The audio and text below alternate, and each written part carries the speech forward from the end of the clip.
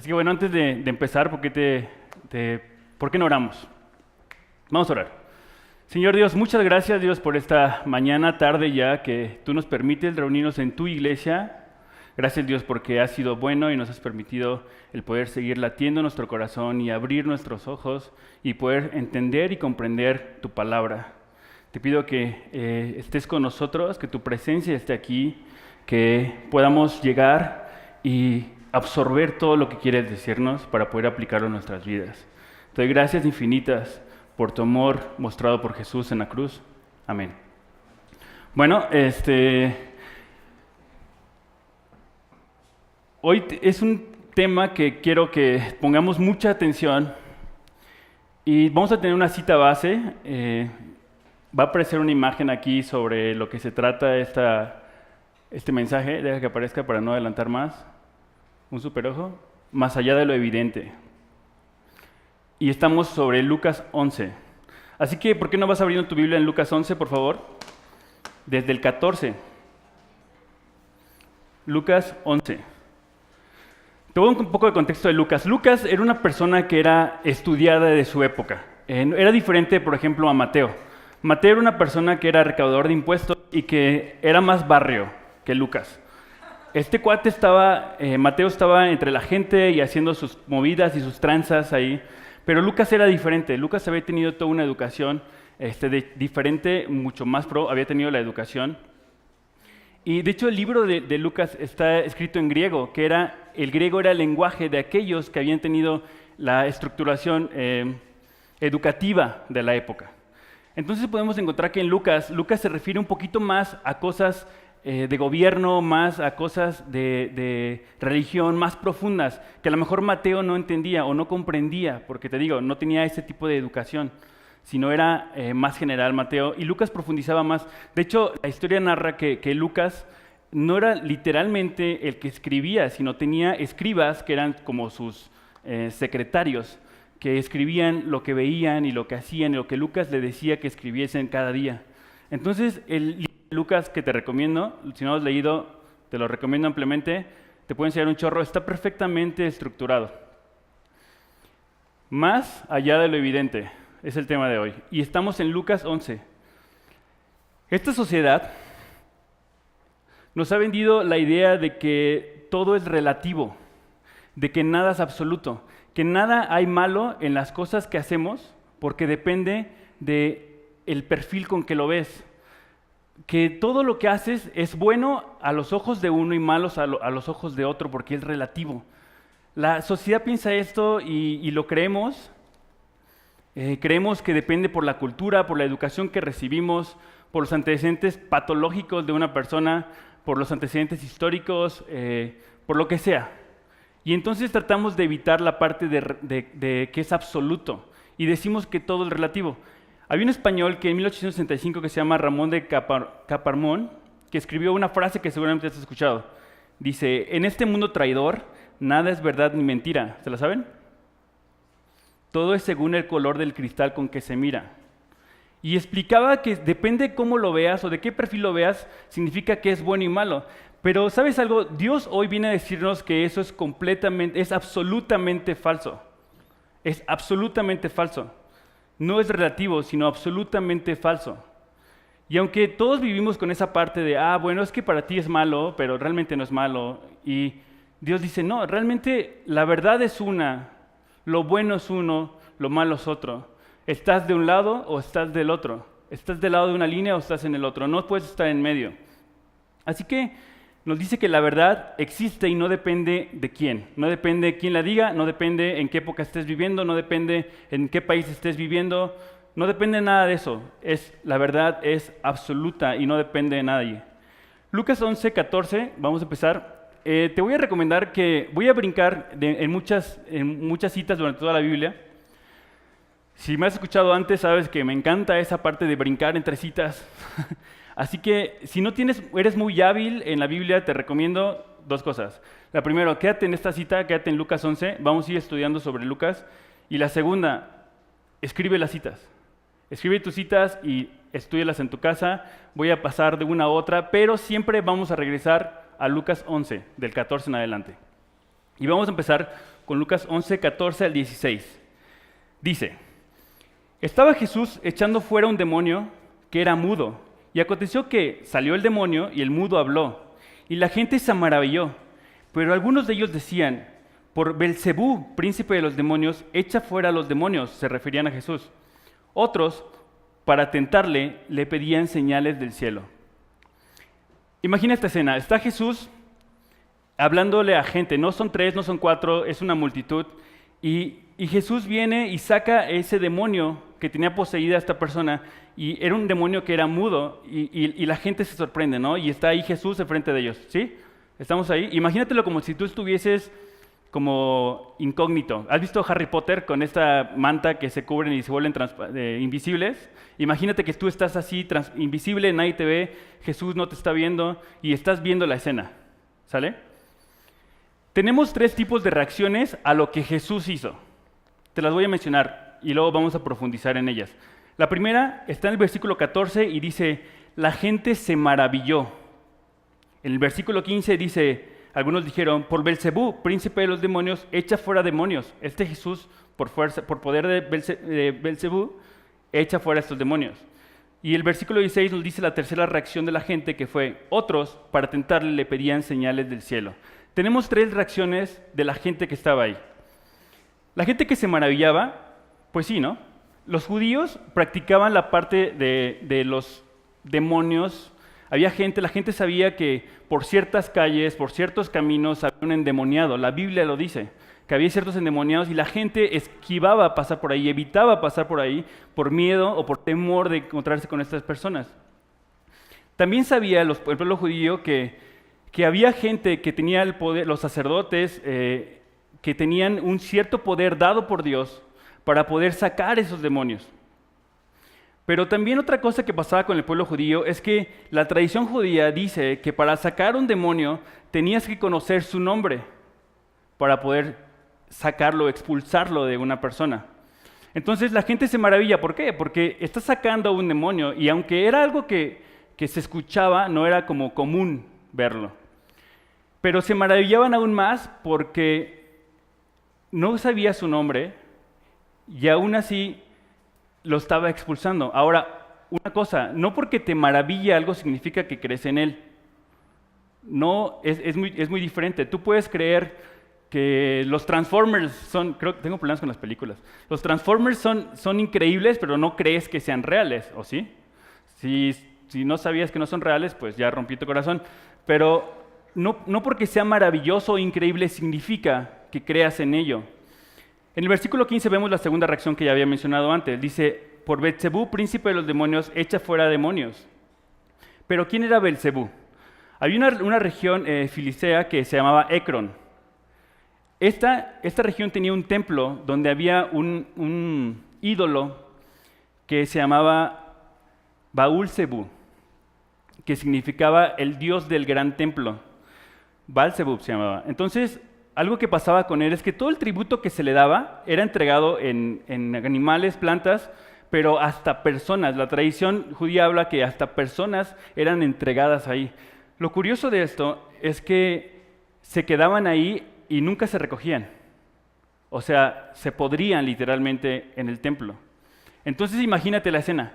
Un lugar fétido, lleno de gusanos, lleno de moscas, un olor bien padre. Y los hebreos llegaban y se burlaban de esta gente. Y entonces, mezclando su nombre Baal-zebú, fusionaron la palabra y le pusieron Ben-zebú, que significa príncipe de las moscas. Entonces, este era el príncipe de las moscas. Pero si te fijas en la cita que acabamos de ver, habla que es el príncipe de los demonios. Ahora, la tercera expresión que encontramos en esta cita que vimos es otros, para tentarle, le pedían señales del cielo.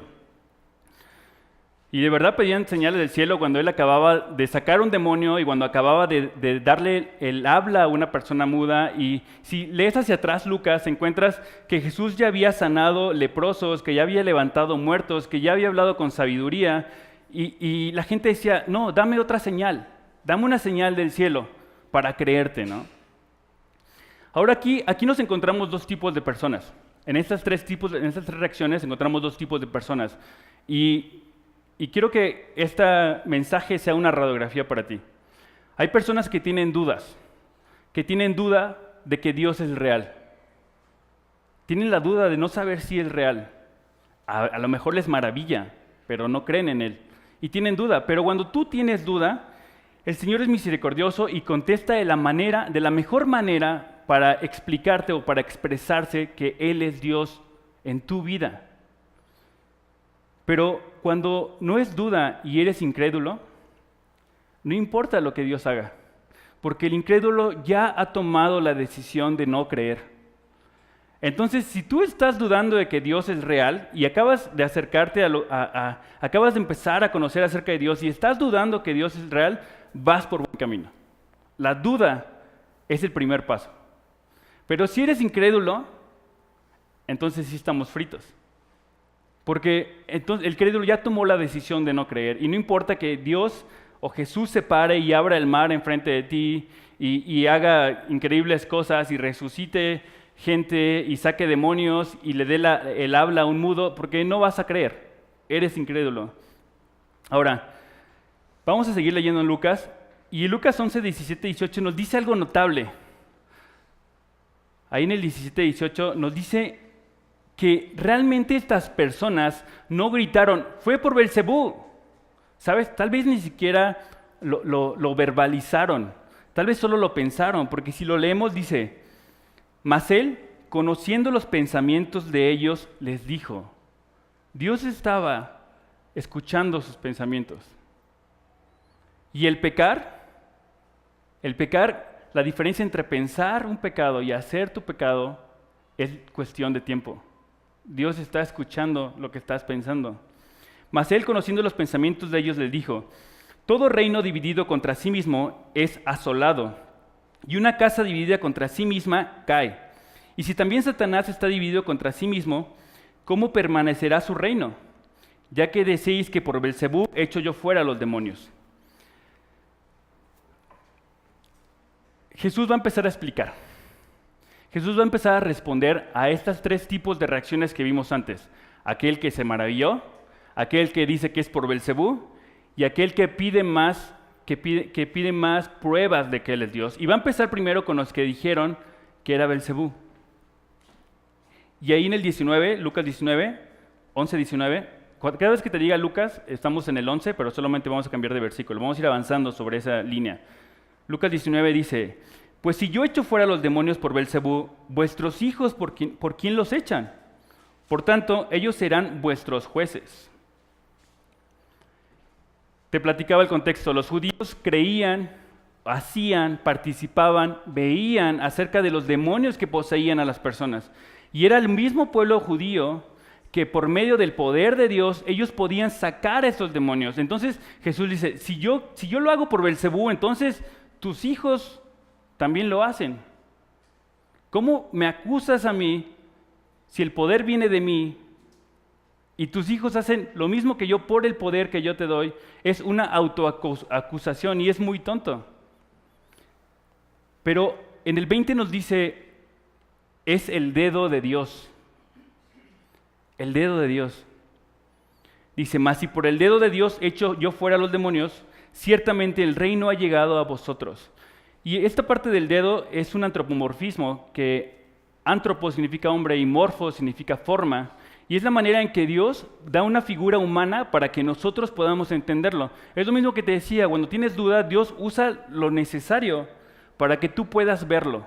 Entonces aquí la Biblia está hablando, Jesús está diciendo, si tu Biblia está en letras rojas y negras, ahí debe estar en rojo, Jesús está diciendo que es el dedo de Dios. Y no significa que Dios tenga dedos, o no, Dios significa que tenga manos. La Biblia habla sobre que bajo sus alas descansaré, y no significa que tenga alas. Dice, los ojos de Dios no se separan de mí, y no significa que tenga ojos. La mano de Dios me sostiene, y no significa que tenga mano. Sin embargo, menciona el dedo de Dios. La parte que me encanta es que no dice que con el dedo de Dios puede sacar un demonio. No está mencionando que con un brazo ni con toda la fuerza de su cuerpo, sino con un solo dedo, uno solo, puede hacer eso y más. Dios es poderoso. Me voy a empezar a mover en Éxodo, pero no vayas a la Biblia, te voy a explicar esa parte. En Éxodo 8, cuando Moisés es enviado por Dios hacia el faraón para que liberara a su pueblo, le dice, ¿sabes qué, faraón? La verdad es que Dios dice que liberes a su pueblo. Necesito que lo liberes. Dios te pide que lo hagas. Faraón dice, Nelson, no lo voy a hacer. Y empieza, ¿no? Y conoces la historia. Hay un punto en donde vienen las plagas. Entonces el faraón tenía sus magos. Y empieza en el 8. Si quieres leerlo alguna vez, la historia está muy buena. Moisés con Aarón, que era su discípulo, empiezan a hacer cosas que con el poder de Dios empiezan a hacer estas plagas. Y los magos del faraón empezaban a repetir las plagas que ellos estaban haciendo para imponer que ellos también eran poderosos como el Dios del pueblo de Israel. Pero realmente, cuando llegas al versículo 16 a 19, no vayas, están 8, 16, 19 el Éxodo, dice Moisés, Dios le dice a Moisés que le diga a Aarón que tome la vara y golpee el polvo, y que el polvo se hará piojos. Y todos los animales que están ahí se hacían piojos. Entonces cuando ellos obedecen y golpean con la vara, pasa esto, y los magos del faraón dijo, no puedo hacer eso. Este es el dedo de Dios. La Biblia dice así textualmente, es el dedo de Dios. Y vamos a hacer una comparación, porque los magos del faraón no eran hebreos, de hecho eran extranjeros, eran paganos, no creían en Dios, pero reconocieron que venía de Dios. Ahora, regresando a la historia de Lucas, estas personas eran gente que creía, que conocía de la ley. Eran fariseos, tal vez, pero era gente que conocía y esperaba al Hijo de Dios que vendría a salvarlos. Y ellos no creyeron y lo tenían enfrente. Curioso, ¿no? Que aquel que realmente no tenía conocimiento, ni lo respetaba, ni lo estaba esperando, pudieron ver a Dios más que aquellos que tenían el conocimiento. El Lucas 11:20 que leímos cierra con, ciertamente el reino ha llegado a vosotros. Y la verdad es que, qué bueno que no soy Jesús, porque yo los he dicho, sí ya llegó el reino, pero ya se les fue por incrédulos. Qué bueno que yo no soy Dios, porque yo sí los he dicho, chales, o sea, están viendo y no ven. Estoy aquí enfrente y no se dan cuenta. Y Jesús, más que ofenderse, abre la puerta y dice, ¿por qué te esfuerzas en salir cuando puedes entrar y estar aquí en el reino? ¿Por qué te esfuerzas en tratar de estar dudando de mí y tratar de tentarme cuando pudieses estar conmigo en el reino? Lucas 11, 21, 22 dice, cuando un hombre fuerte armado guarda su palacio, en paz está lo que posee. Pero cuando viene otro más fuerte que él y le vence, le quita todas las armas en que confiaba y reparte el botín. No olvides la parte de repartir el botín. Jesús está comparando a Satanás como un hombre fuerte y armado, y realmente lo es. Satanás es un hombre fuerte, armado, en esta parte de la historia lo es, y está cuidando sus posesiones. Ahora, si vemos el contexto de la historia que estamos leyendo en Lucas, te das cuenta que esa posesión de Satanás, ¿quién es? ¿Quién es la posesión? El hombre. Tienen poseído al hombre. Ese es el botín. Pero nos dice que llega uno más poderoso y lo vence, y ese es Jesucristo. Jesucristo es más fuerte que Satanás. Y la cruz es la victoria final. Y dice que quita sus armas y reparte el botín. Ahora, Hebreos 2:14-15, si puedes llegar ahí está bien, si no, apúntalo. Dice, así que, por cuanto los hijos participaron de carne y sangre, y voy a hacer un paréntesis, se refiere a carne y sangre a ti y a mí, a hombres, a humanos. Él también participó de lo mismo, o sea, se hizo humano, de carne y sangre, para destruir por medio de la muerte al que tenía el imperio de la muerte. Este es el diablo. y librar a todos los que por el temor de la muerte estaban durante toda la vida sujetos a servidumbre. Tú y yo vivimos en una especie de terror a la muerte sin Cristo. Sin Cristo, la muerte da mucho miedo. Y podemos vivir en este momento, y algunos pueden decir, no, yo no le tengo miedo a la muerte. Unos pueden decir, yo no le tengo miedo a la muerte, pero espérate que le veas los dientes y vas a ver que te va a dar miedo. Ahora, este miedo, quiero explicarlo. No es por el momento de la muerte, sino por la certeza de lo que viene atrás. Un creyente, un cristiano, puede tener miedo del momento de la muerte. Puede tener miedo a decir, yo no me quiero morir ahogado, yo no quiero morir de un accidente, que me atropellen, de me caí de la bicicleta, no sé, lo que sea. Puede tener miedo a la muerte. Pero ningún creyente tiene temor a lo que viene después, porque sabe quién es en Cristo.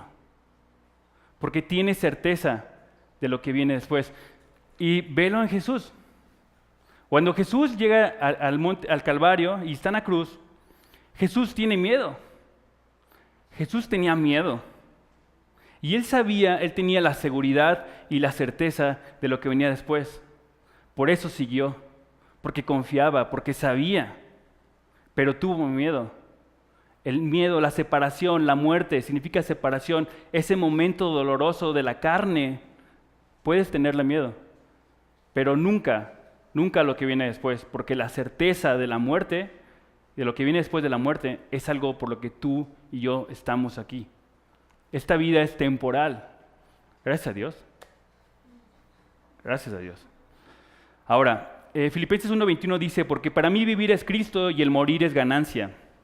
Entonces, Jesús es el hombre más fuerte y desarma a Satanás, que nos tenía esclavos con el temor. Leímos anteriormente que nos tenía esclavos al temor de la muerte.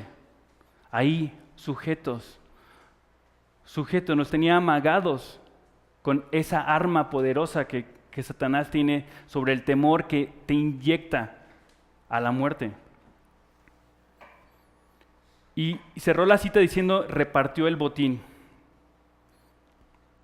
Cualquier hombre que ha sido cautivo de Satanás es el botín. Pero ¿cómo que reparte el botín? ¿Cómo repartiría Dios el botín? ¿Cómo lo haría? Hay una historia que está en Lucas 8, no vamos a ir a ella todavía, vamos a ir a Lucas 8, 38, 39, pero te voy a dar un poco de contexto previo a esta cita. Había una persona que estaba endemoniada en un camino, ¿no? Entonces la gente esquivaba pasar por ahí porque sabía que se lo iba a encontrar, y esta persona gritaba cosas y decía cosas, ¿no? Entonces Jesús pasa por ahí, aun cuando le dijeron que no pasara por ahí, pasa por ahí y se encuentra que Jesús, y lee esto en tu casa de verdad, lee esto en tu casa porque la Biblia dice que Jesús le dice, ¿cómo te llamas? Y los demonios dicen, Legión. Y Jesús dice, tú cállate, ¿cómo te llamas? Y si lo lees despacio te das cuenta que Jesús jamás le estuvo preguntando a los demonios cómo se llamaban, sino le estaba preguntando al hombre, porque Jesús está interesado en el hombre, no en los demonios. Pero el otro, Legión, tú cállate, ¿cómo te llamas? Al final, los demonios obedecieron la palabra, le ofrecieron a Jesús porque es Dios, son más obedientes, ¿eh? Eso también es lo que estaba pensando. A veces los demonios son más obedientes que nosotros mismos.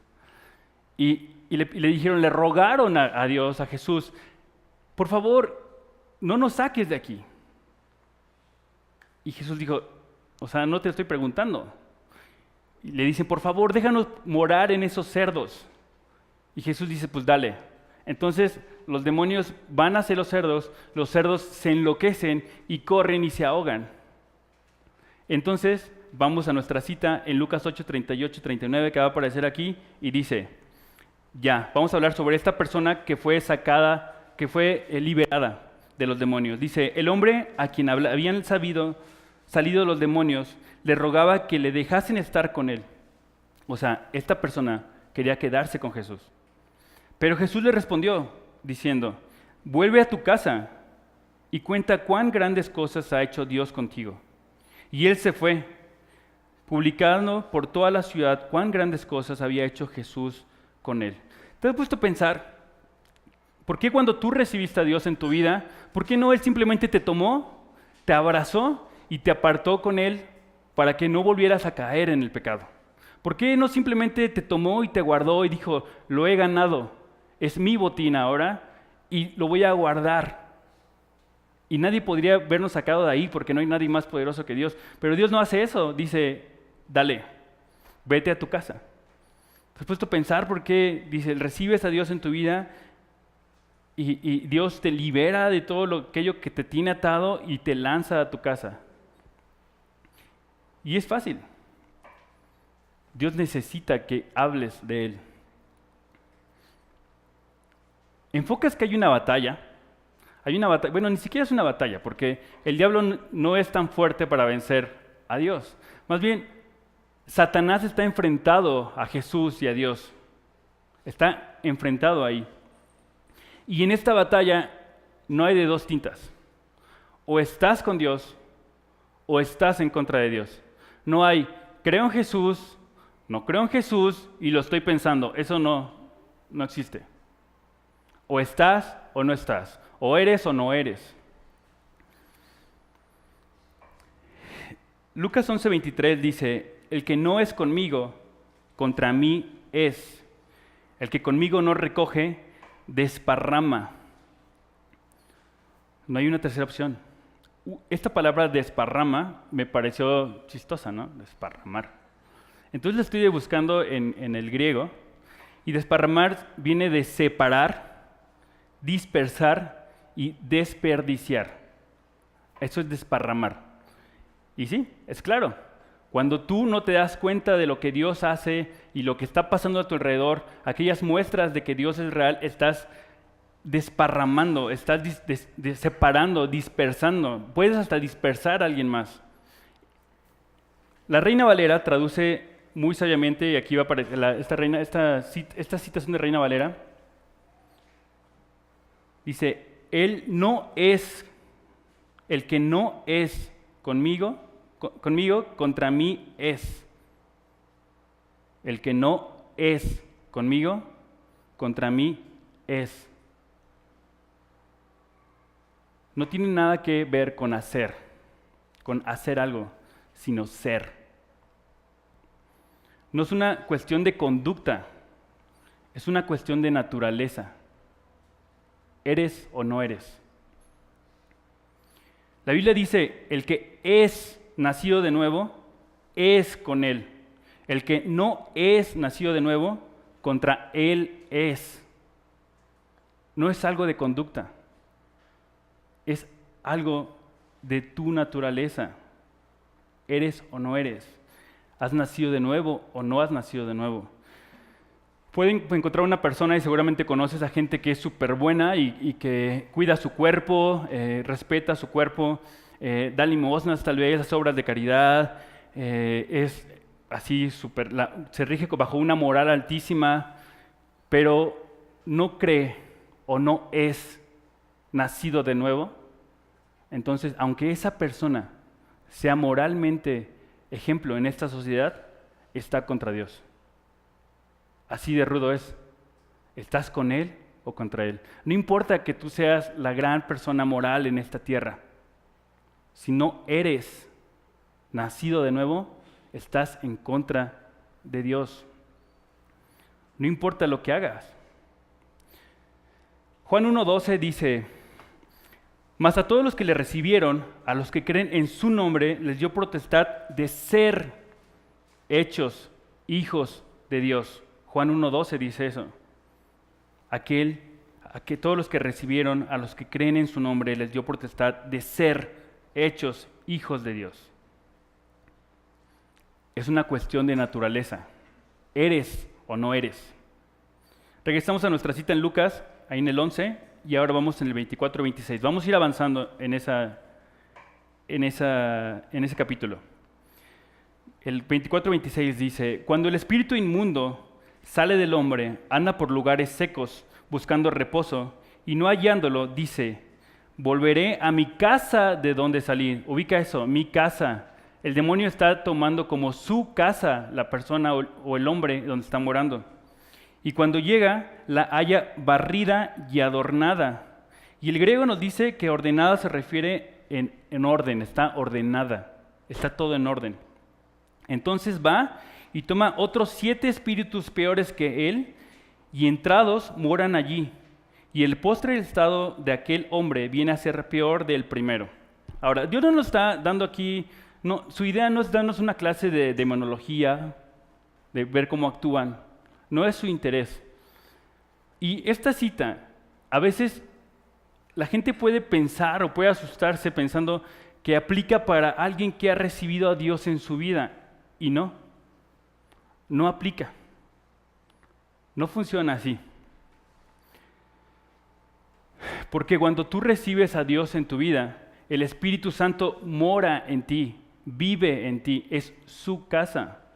Y no puede haber dos en el mismo lugar.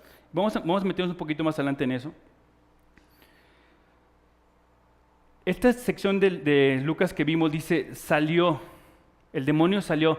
Y no nos dice por qué razón sea, por la razón que sea, pero regresa. Y no es como si alguien viene a la iglesia o recibe a Dios y un día simplemente dice, ya estuvo, no puedo por ahora, creo que estoy fallando mucho y mejor me alejo de Dios.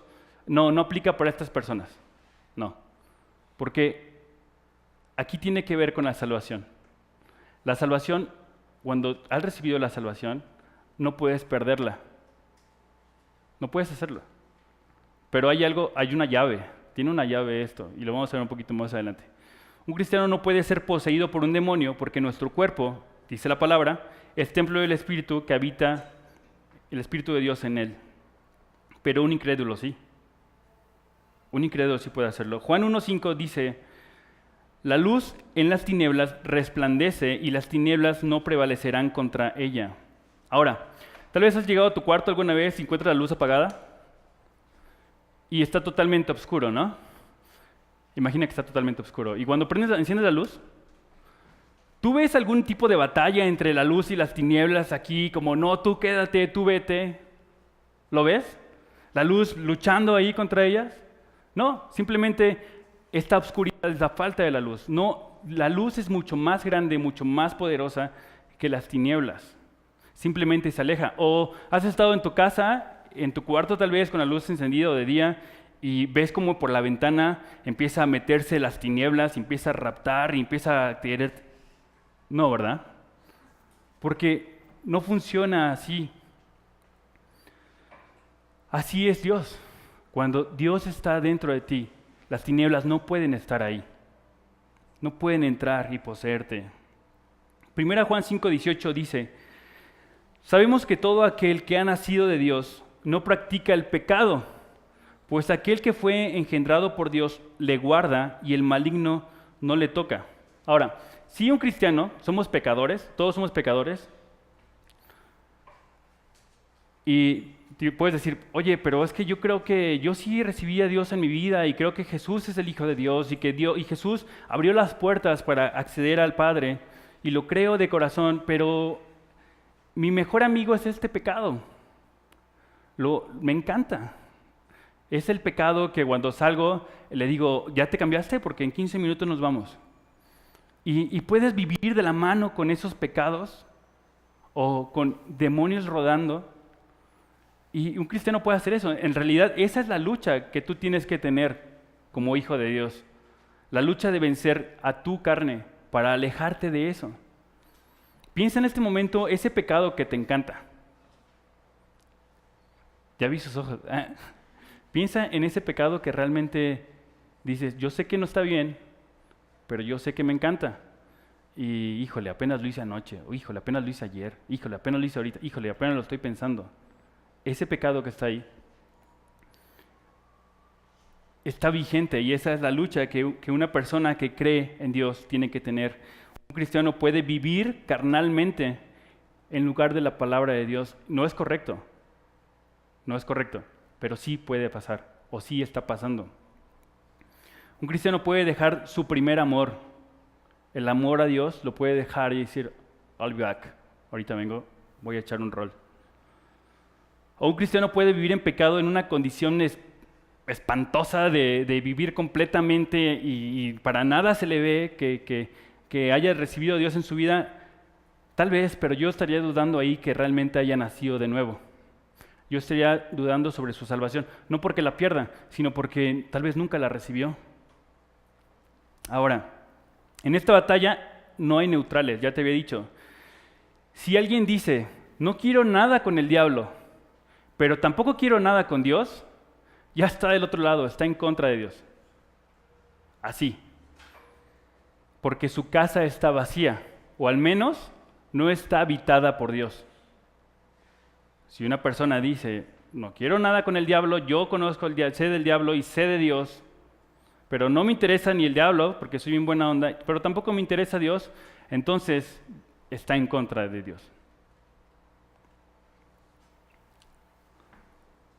Ahora, te voy a explicar un poco esta parte. Somos templo del Espíritu Santo y somos pecadores. Y los demonios y los pecados pueden estar rondando y los puedes llevar de la mano. No dentro de ti, pero sí pueden estar ahí. ¿Alguna vez has ido a un espectáculo circense? Antes con animales y este rollo, ¿no? Pero has visto que en el circo tienen la parte de los payasos, aparte los trapecistas, todo este espectáculo, ¿no? Y quiero enfocarme en un trapecista.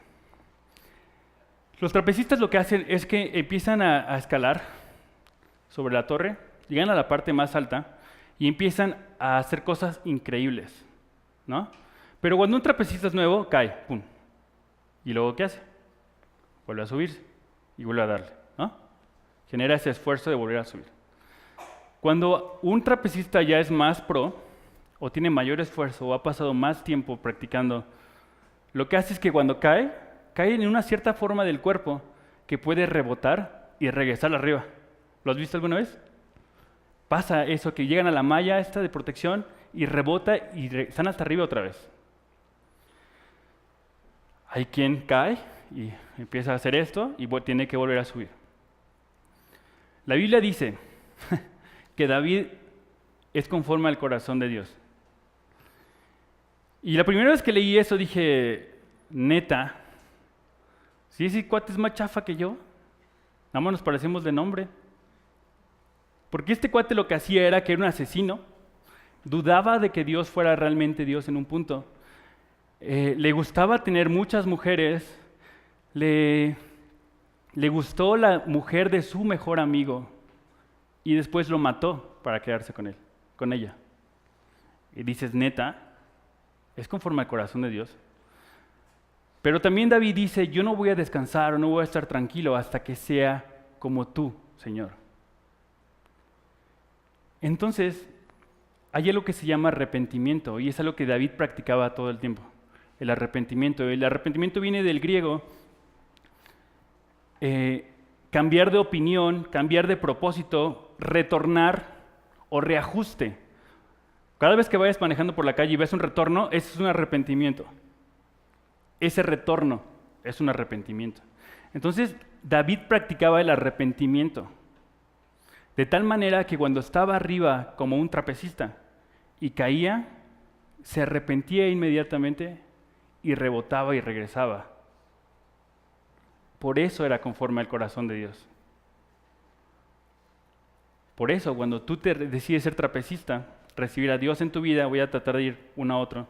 Cuando tú decides ser trapecista, o sea, recibir a Dios en tu vida, empiezas a subir. Y puede haber en un punto donde caigas y dices, por ahora no quiero seguir, quiero descansar. Y es lo que te decía, es cuando una persona que cree se aleja, pero no cayó al suelo, sigue vivo, está rebotando en la malla, pero el esfuerzo para subir va a ser otra vez, va a tener que escalar la torre otra vez para llegar al punto donde Dios quiere que esté.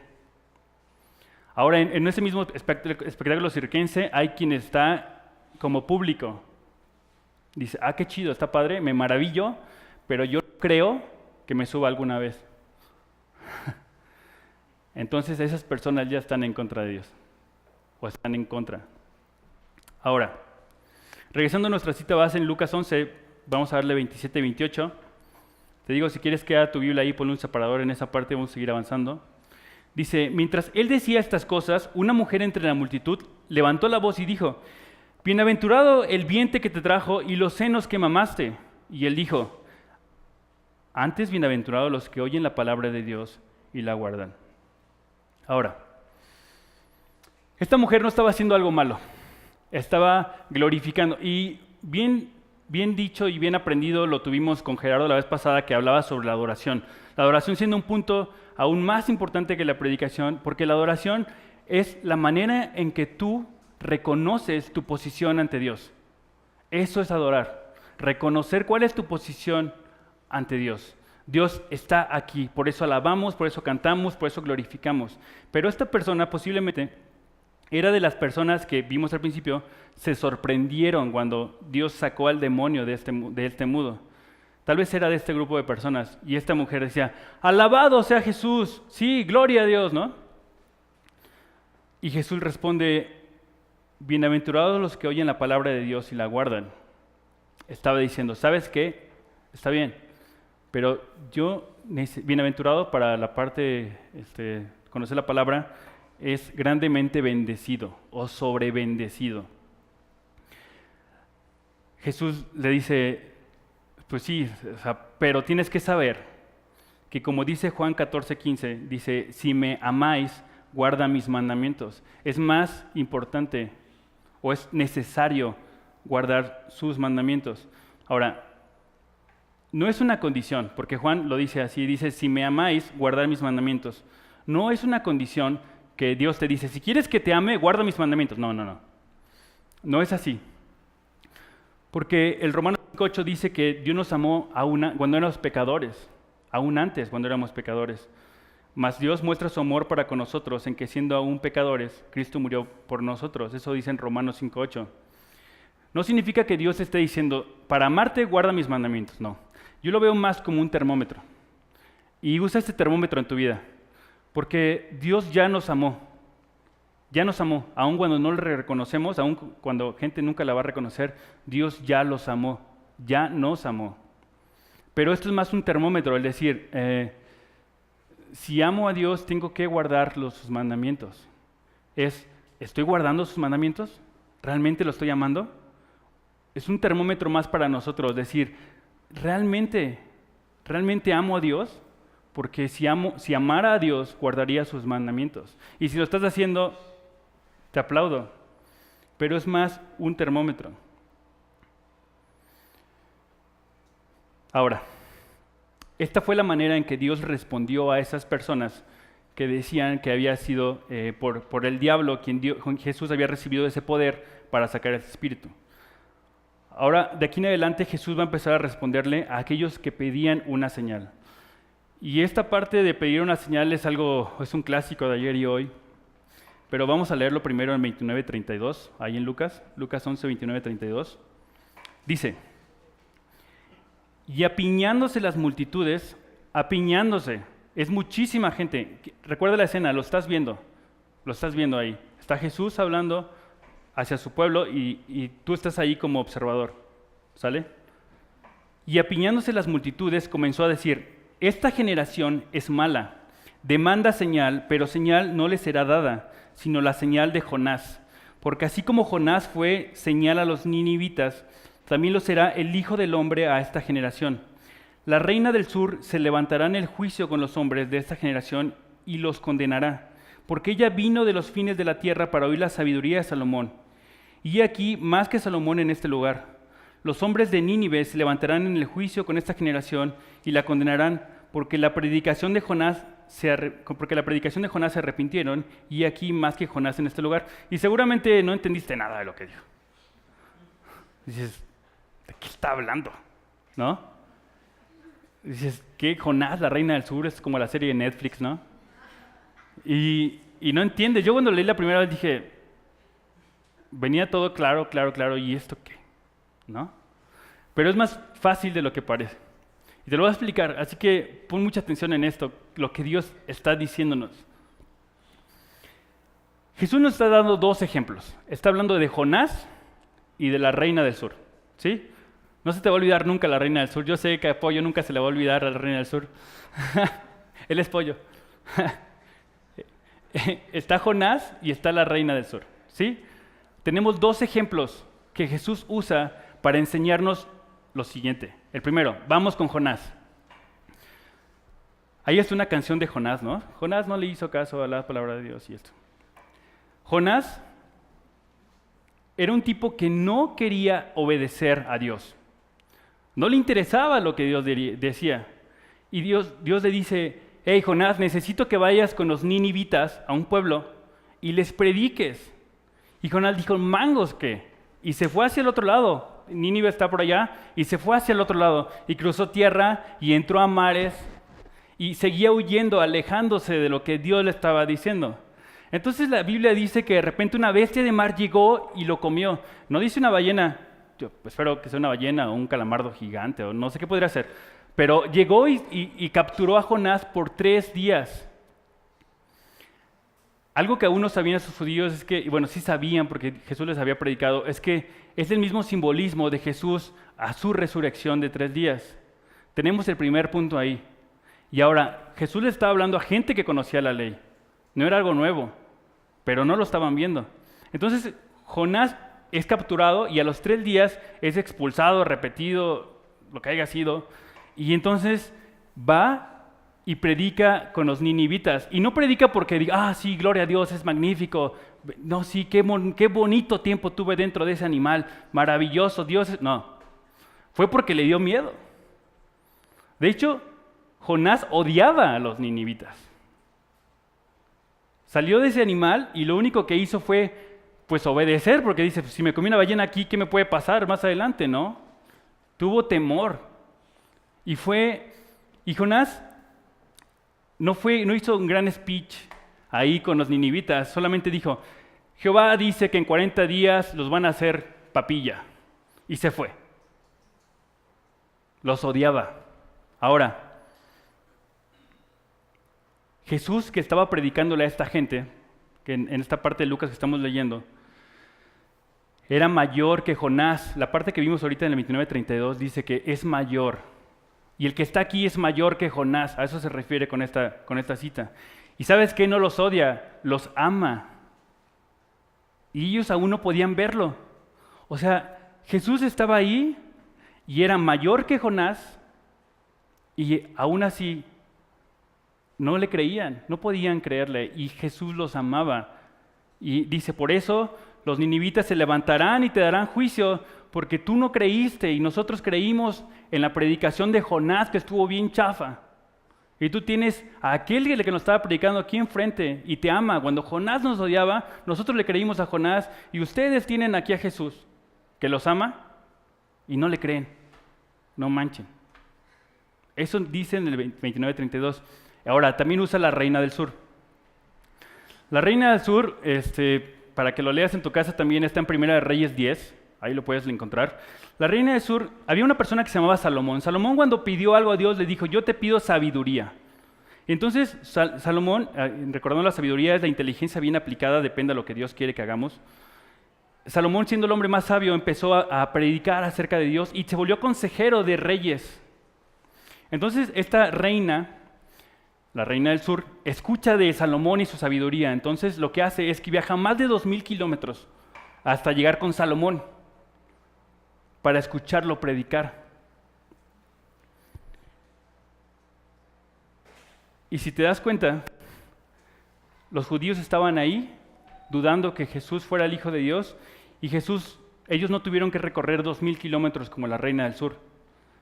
Jesús tuvo que recorrer lo que haya sido, no sé, millones de años luz, no sé, entrado a este mundo, hacerse hombre, crecer como niño, crecer como adulto, con todas las cadencias de un hombre, para llegar a ese punto y decir, yo soy. Y ellos ni siquiera tuvieron que moverse, y ellos no creen. Y por eso dice, la reina del sur se levantará y te dirá, yo viajé 2000 kilómetros para escuchar un predicador que predicaba acerca del hombre que tú tienes enfrente que vino a ti. y no le crees.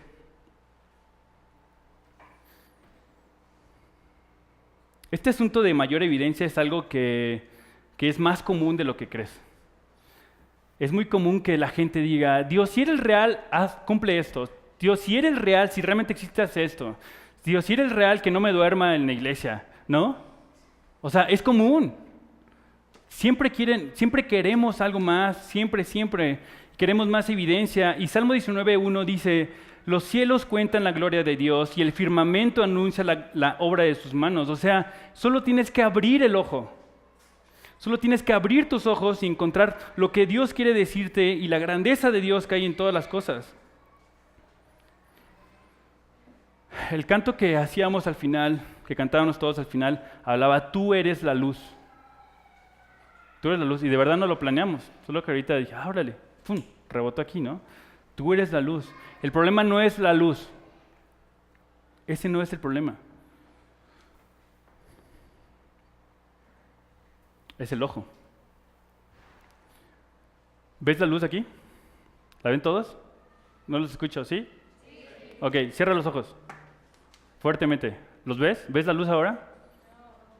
Ya puedes abrirlo. La luz siempre ha estado aquí. Dios siempre ha estado aquí. Pero nos gusta cerrar los ojos. Nos gusta cerrar los ojos. Y Lucas 11:33, en nuestra cita base, dice, nadie pone en oculto la luz encendida, ni debajo del almud, sino en el candelero para que los que entren vean la luz. Un almud era una cajita de madera, la cual... okay. Era una cajita de madera que se usaba como medida para granos. En los graneros estaba la gente con esta cajita y vendía almudes de medida, ¿no? Entonces, bueno, Eunice va a conectarse. Aún nos falta Eunice.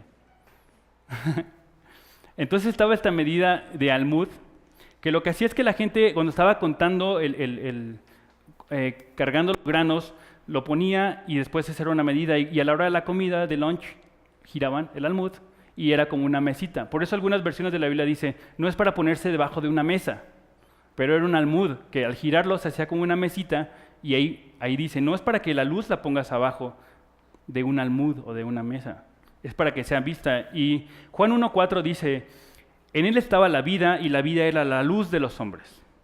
Juan 1:9 dice, aquella luz verdadera que alumbra a todo hombre venía a este mundo, Jesús. Juan 12:46 dice, yo, la luz, he venido al mundo para que todo aquel cree en mí no permanezca en tinieblas. Dios, Jesús, es la luz. Lucas 11:34 dice, la lámpara del cuerpo es el ojo. Cuando tu ojo es bueno, o sea, sano, o sea, sincero, también todo tu cuerpo está lleno de luz. Pero cuando tu ojo es maligno, o sea, vicioso, enfermo, también tu cuerpo está en tinieblas. La luz está aquí, pero ¿cómo está tu ojo? ¿Cómo está tu ojo? La luz está aquí, es evidente.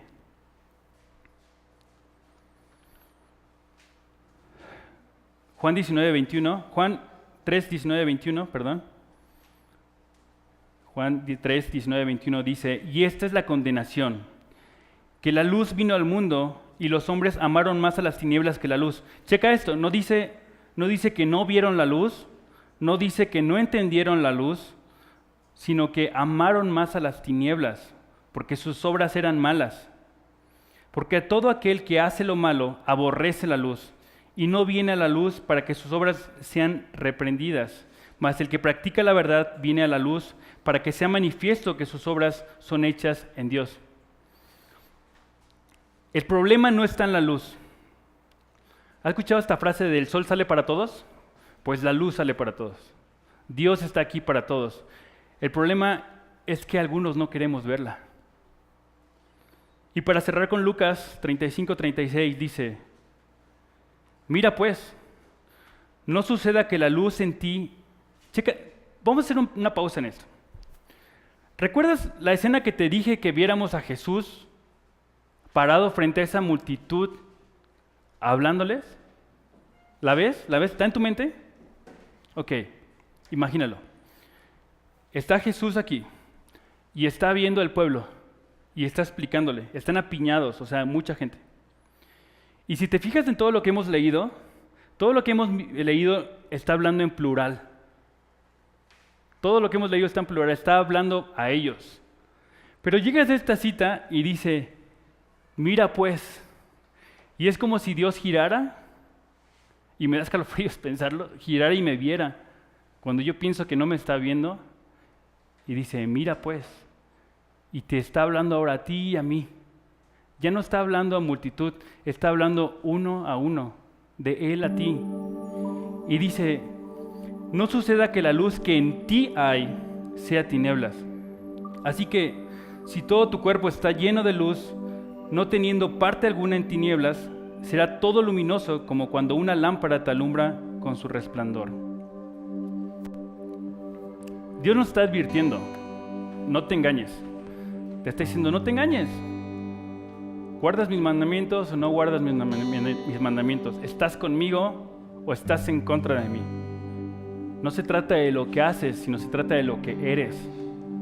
¿Has nacido de nuevo o sigues muerto? Dios ya hizo su parte. Y ¿sabes qué? Tal vez aquí, en estas paredes, en esta tu iglesia, en esta tu casa, pues tal vez no hay una persona o no vas a encontrar una persona que haya sido poseída por un demonio, pero tal vez sí atada por pecados, viviendo con un pecado dentro, pecados que nos llenan o nos llenaron en un punto y dejándole el espacio que le pertenece a Dios. Si miras a tu alrededor, tal vez puedes encontrar que haya ex borrachos, ex drogadictos, ex adúlteros, ex ladrones. Pero Dios nos libera y nos da una nueva vida. Nos toma y nos hace nuevos. Y nos pide que nos esforcemos para subir como un trapecista y mantenerte fuerte y firme arriba. Y cuando caigas, lo primero que hagas sea arrepentirte para regresar a Dios. Eso es lo que Dios quiere que hagamos. Es más obvio. Si pones la imagen, Eric, porfa.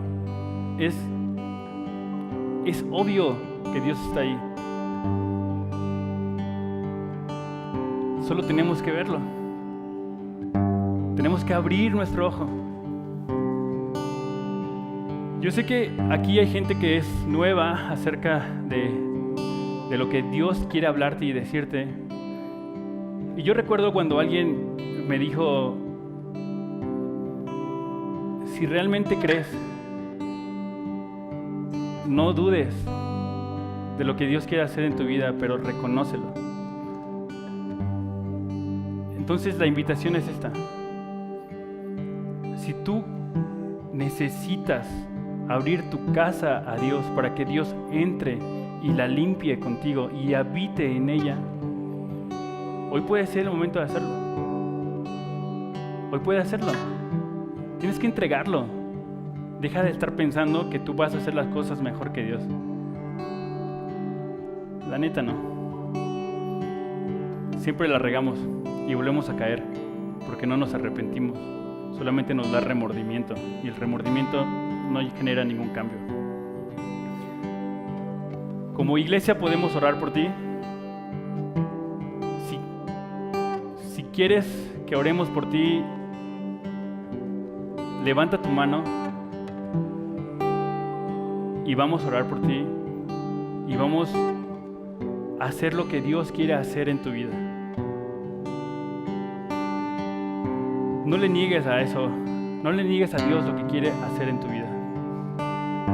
Entrégale tu vida a Dios. Vamos a orar. Señor, gracias por este día y gracias, Dios, porque nos das y nos renuevas. Nos haces nuevos, Dios. Gracias, Dios, por esta persona que levanta su mano y quiere entregarte su vida, Dios. Necesitamos darnos cuenta que contigo podemos ser mejores y podemos cambiar y puedes cambiarnos y reestructurarnos y habitar en nosotros. Necesitamos aprender a ver cómo reaccionar cuando caemos y regresar a ti. Dios, te entregamos la vida de cada uno de nosotros. Te entrego la vida de la persona que levantó su mano y te pido que le hables, te pido que la lleves de la mano para que pueda ser como tú quieres que sea. Gracias por ver en nosotros lo que vas a hacer en nosotros y no lo que somos. Gracias, Dios, por la luz que inunda este lugar, que inunda este mundo. Y gracias, Dios, porque puedes entrar por nuestro ojo y habitar dentro de nosotros, Dios. Te doy gracias y te damos gracias porque somos mejores en ti siempre. Gracias, Dios. Gracias por Jesús. Amén. Si alguien está cerca de ti y levantó su mano, ¿por qué no lo abrazas y le dices, bienvenido? Bienvenido a casa. Hoy es el día en que Dios está entrando en tu vida y está transformándola. Necesitamos verlo, necesitamos entender que es Él. Y Dios hará el resto. Nos ponemos de pie.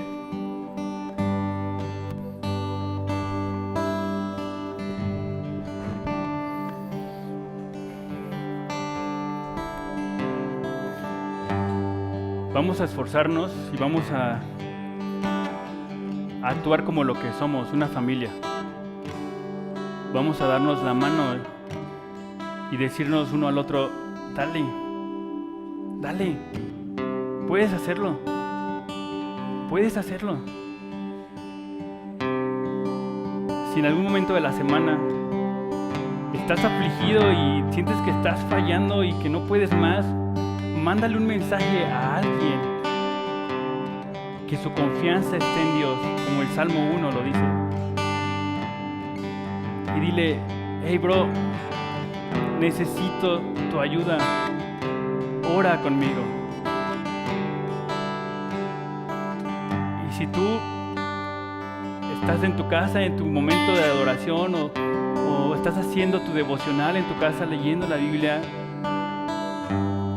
te pido que agregues a las personas que son tu familia en esta iglesia y al resto de las demás.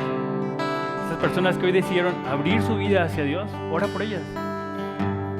Recuerda cuando tú lo entregaste y no fue fácil. Pero Dios hace cosas increíbles. Dios, bendice a tu iglesia Identidad, bendice a estas familias que hoy entregan tu vida y están aquí confiando en ti porque tú eres grande y eres poderoso y hiciste todo y Jesús estuvo en la cruz desangrándose, muriéndose por nosotros y no lo valíamos, Dios, pero confiamos en ti porque tú eres grande y tú eres inmenso y tú eres poderoso y todo lo podemos hacer en ti. Bendice a estas familias, bendice sus días, su trabajo, su familia, sus hijos y hazlos regresar con bien, no a casa, sino a tu casa, a tu reino. Gracias por tu iglesia Identidad. Gracias por Jesús. Amén. Dios los bendiga. Buena semana.